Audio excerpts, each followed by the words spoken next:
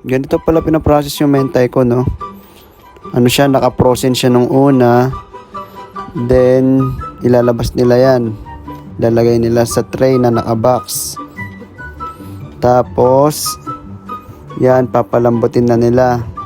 Hindi kasi nila pwedeng biglain. Baka madurog, maghiwalay-hiwalay. Then 3 steps. Yan, paghiwalay-walay na nila pag medyo malambot na. Hugasan na nila yan, lilinisan, mga dumi-dumi. After nyan, ito na yung pang-apat. Ano yun?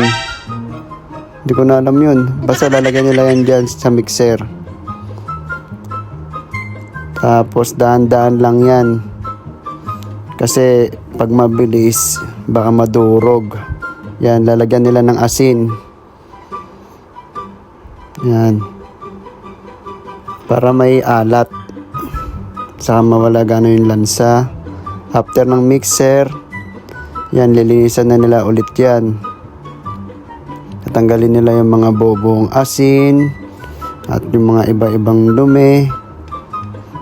Tapos, ang ika-6, yan, i-marinate na nila yan. Yung kanina, yung parang, yan, yung sauce.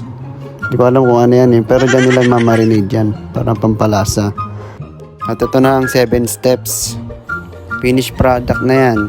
Sasalansan na nila yan para i-deliver. Kailangan maganda yung pagkasalansan nila dyan. Lalagay nila sa tray. Yung tray na yun ilalagay naman sa ibang pwesto para takpan yung ginawa nila kanina. Tapos ilalagay nila sa conveyor. Yan, ready to deliver na yan. I-deliver na yan sa mga convenience store, sa mga market, at kung saan-saan pa. Yan ang proseso kung paano nila mas pinapasarap ang mentay ko.